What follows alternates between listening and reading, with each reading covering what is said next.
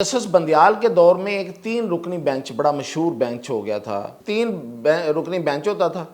कोई भी केस है, वो पार्लियामेंट से मुतल्लक है, वो इलेक्शन से मुतल्लक है, वो पीटीआई से मुतल्लक है, ये 3 रुकनी बेंच सुनता था। चीफ जस्टिस अपनी मर्जी से बेंच बनाते थे। होना ये शुरू हो गया था कि बेंच जैसे ही अनाउंस होता था लोगों को फैसले का पता चल जाता था। सितम ज़रीफ़ी ये है कि वो वैसे ही आता था फैसला। अच्छा, 5 रुकनी बेंच क्यों बनाया कि इससे पहले भी ये प्रैक्टिस थी कि जो आइन के मुताबिक कोई बात है या कोई कानून से मुतल्लिक कोई बात है तो वो 5 रुकनी बेंच, लार्जर बेंच ही सुने, 3 रुकनी ना सुने। मतलब ये कि फ़ैसले जो हैं वो इंसाफ से ज़्यादा करीन क्यास हों। जो फ़ैसला आया है सुप्रीम कोर्ट का मखसूस नशिस्तों पे, उसी के रोशनी में किया है। उसमें उसको उसके साथ पढ़ने में अब कोई हर्ज नहीं है। बेसिकली उस फैसले के ख़िलाफ़ कानून पास किया कि सुप्रीम कोर्ट के 8 जजेस ने जो फैसला दिया है वो ठीक नहीं है, वो गलत है। ये पार्लियामेंट ने कह दिया, कानून पास करके कह दिया कि उन्होंने कहा कि आपने जो कहा है कि ये अरकान उधर जा सकते हैं जिन्होंने पहले किसी और जमात में हलफ लिया था, गलत। वाजे हो गया, आज लिस्ट जारी हो गई है कि पार्लियामेंट के अंदर पीटीआई का कोई वजूद नहीं है। देखें, अगर बड़ी मजबूरी बन गई कि इजाज़त देनी है तो मीनारे पाकिस्तान में जलसा नहीं होगा। मैं अपनी पहली बात पे कायम हूँ। जलसा अगर होगा तो किसी मवेशी मंडी में होगा, जिस तरह इस्लामाबाद में मवेशी मंडी में हुआ था। कंटेनर लग गए हैं, कोई मेरा ख्याल है कि 200 के करीब कंटेनर इस वक्त लग चुके हैं और कोई 40-50 लोग उठाए जा चुके हैं और कोई 90 लोगों की लिस्ट जो है ना वो उसकी भी अप्रूवल हो गई है।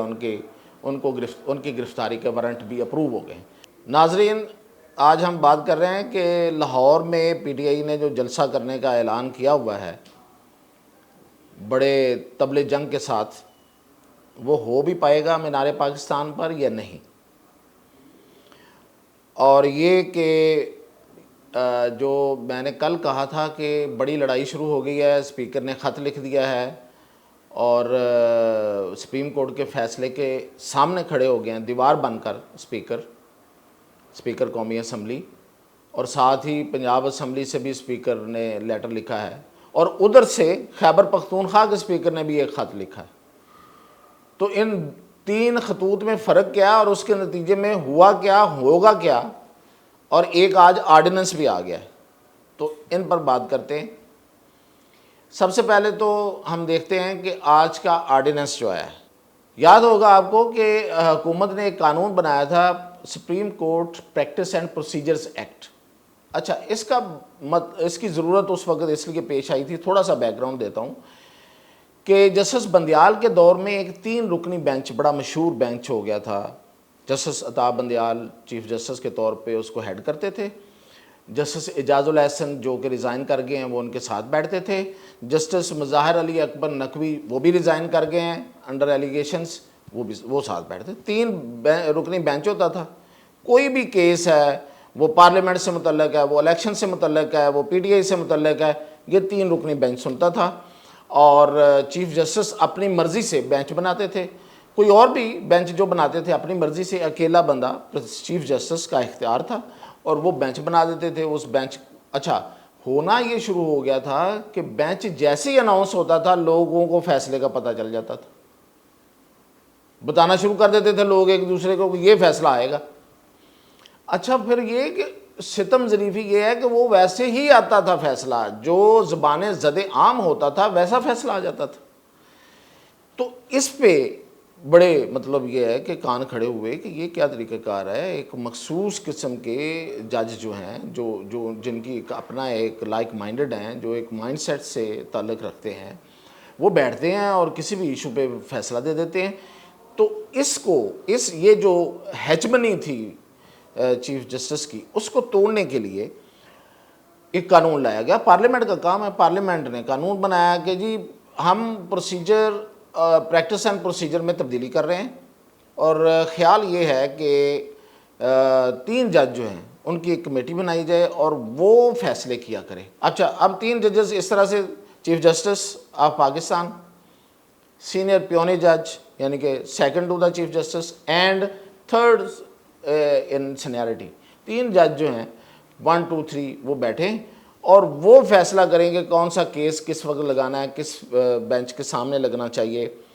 तो इस तरह से ये होगा कि किसी एक बंदे की जो मर्ज़ी है वो नहीं चलेगी। अच्छा, जब ये कानून आया तो जस्टिस बंदियाल ने इसको मुअत्तल कर दिया चैलेंज हुआ और मुअत्तल कर दिया, और मुअत्तल करके वही बेंच जो जिन बेंचेस के ख़िलाफ़ आया था वो बेंच केसेस सुनते रहे। अब जस्टिस बंदयाल चले गए, फायज़ ईसा चीफ जस्टिस बने, तो उन्होंने इस केस को आते ही अपने सामने फिक्स किया और 5 रुकनी बेंच बनाया।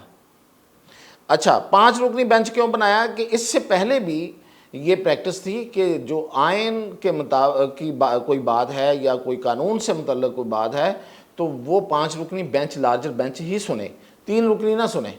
यानी कि जितने ज़्यादा जज होंगे उतना ज़्यादा डिफरेंस ऑफ ओपिनियन की एक उम्मीद की जा सकती है। तो मतलब ये कि फ़ैसले जो हैं वो इंसाफ से ज़्यादा करीने क्यास होंगे।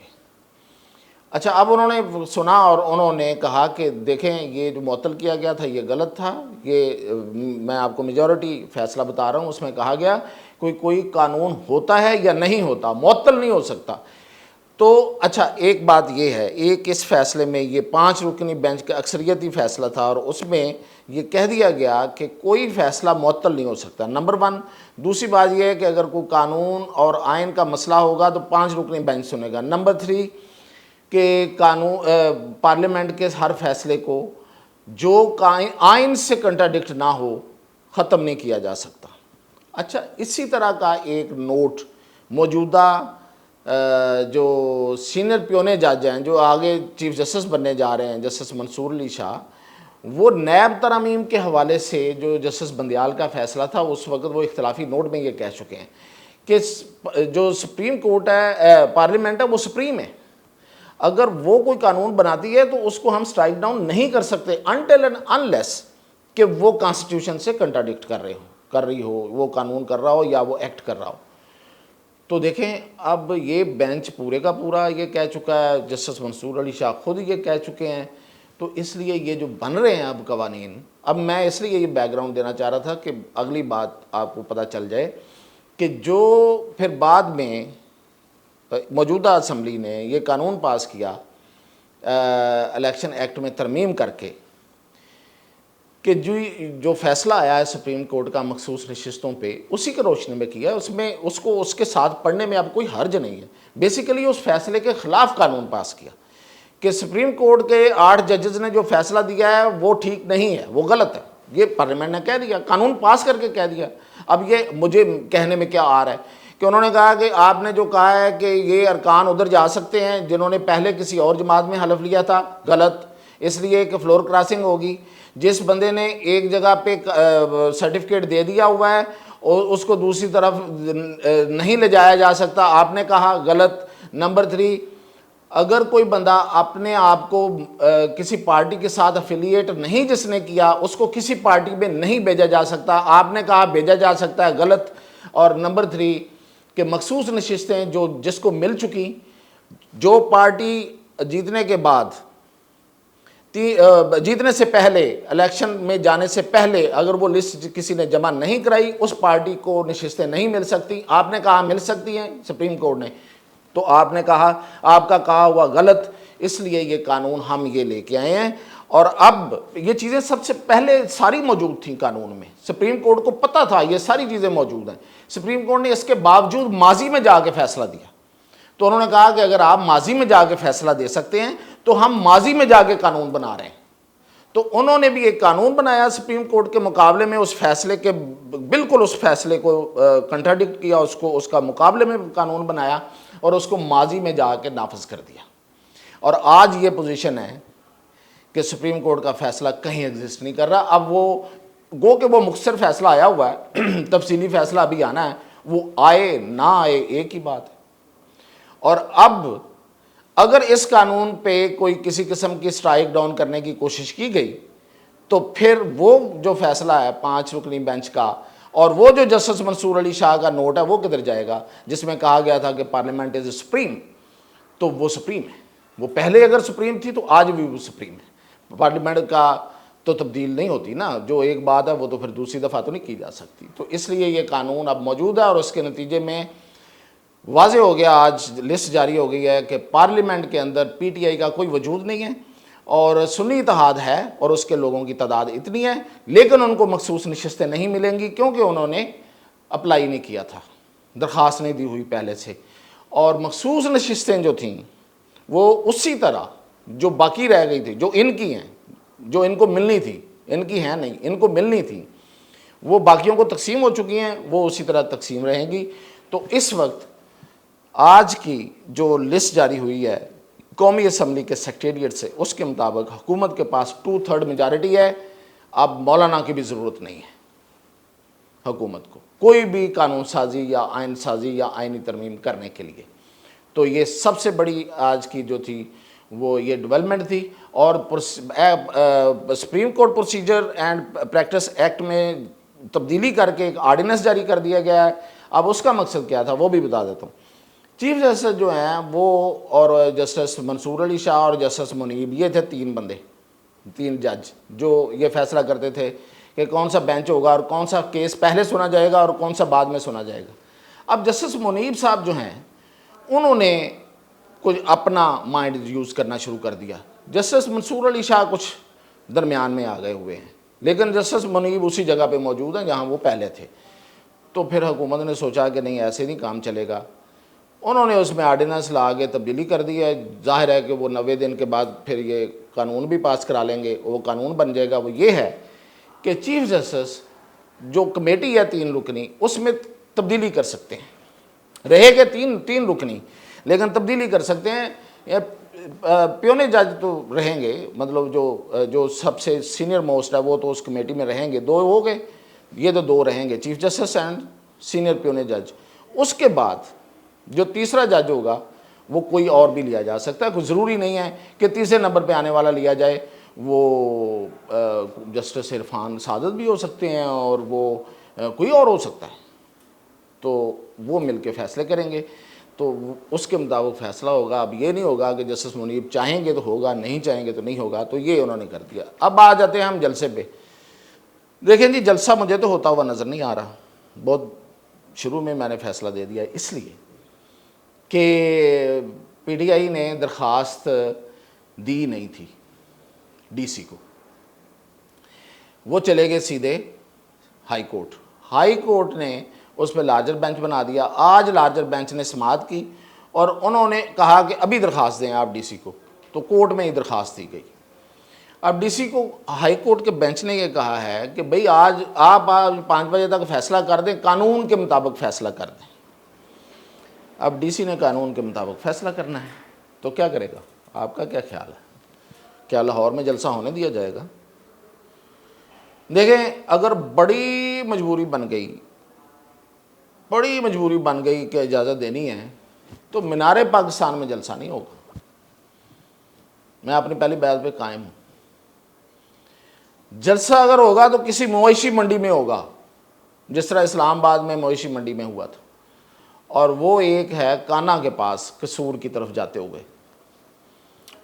उसको पहले ही वैसे बंद कर दिया उन्होंने कंटेनर लगा के, अब तक की इतला मैं आपको दे रहा हूँ। और उसको रास्ते कौन से लगते हैं? फिरोजपुर रोड और रिंग रोड।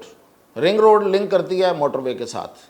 अब एक रास्ता आप मोटरवे पे ब्लॉक कर दें, दूसरा आप रिंग रोड को बंद कर दें, इसको फिरोजपुर रोड को बंद कर दें, और तीसरा उसको जो रास्ता आता है वो आता है कसूर वाली जो मोटरवे है।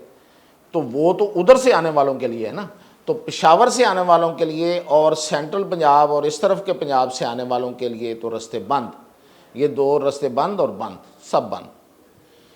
तो कंटेनर लग गए हैं, कोई मेरा ख्याल है कि 200 के करीब कंटेनर इस वक्त लग चुके हैं, और कोई 40-50 लोग उठाए जा चुके हैं, और कोई 90 लोगों की लिस्ट जो है ना वो उसकी भी अप्रूवल हो गई है। उनकी गिरफ्तारी के वारंट भी अप्रूव हो गए। और आपको पता है कि अप्रूवल तो ली जाती है कुछ लोगों की, बगैर अप्रूवल के कितने उठाए जाते हैं किसी को पता ही नहीं होता।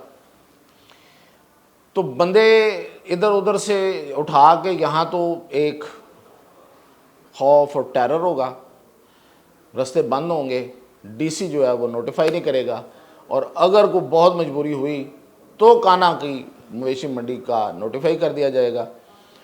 तो फिर एक लंबा रास्ता है, कहाँ से पेशावर से चलना है, अटक पुल आएगा पहले, वो इम्तहान है, वो गुजरना है। अटक पुल जो पंजाब की एंट्री है, अटक पुल के बाद फिर आगे बहुत से रास्ते हैं, वो गुजरते गुजरते पता नहीं कितने लोग रह जाएंगे और कितने लोग आगे आ सकेंगे, और कितने आ सकेंगे वो आप देख लीजिएगा, वो हम भी देखेंगे।